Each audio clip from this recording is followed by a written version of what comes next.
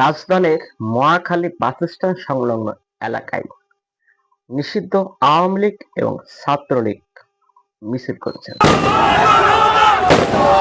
এবং এই মিছিলে ককটেল ফোটানোরও ঘটনা ঘটেছে। মহাখালীর বাসস্ট্যান্ড সংলগ্ন এলাকার সাধারণ জনগণের মনে ভয় এবং আতঙ্ক কাজ করে এবং তারা এলাকা ছেড়ে পালিয়ে যায় এবং পথচারীদের মাঝে একটি আতঙ্ক সৃষ্টি হয়। পুলিশ খবর পেয়ে ঘটনাস্থলে এসে দুজনকে আটক করে নিষিদ্ধ আওয়ামী লীগ এবং ছাত্রলীগের কর্মীদের। কিন্তু ঘটনা হলো, যখন পুলিশের উপস্থিতি পুলিশ আসে, তখন এক ব্যক্তি আওয়ামী লীগের এক নেত্রীকে জড়িয়ে ধরে তাকে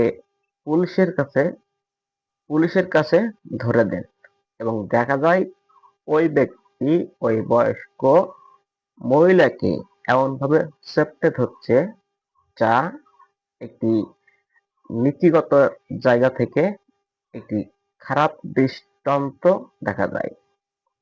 যেখানে পুলিশ আসছে সেখানে পুলিশ ধরবে, কিংবা পুলিশের মহিলা যেহেতু সেখানে মহিলা পুলিশ এই মহিলাকে ধরতে পারত, তা না করে একজন সাধারণ জনতা অর্থাৎ একজন ব্যক্তি ওই মহিলাকে এমন ভাবে চেপে ধরছে যে তিনি যেন একজন মহান ব্যক্তি। এই ঘটনার তীব্র নিন্দা জানিয়েছে অনেক মহল থেকে।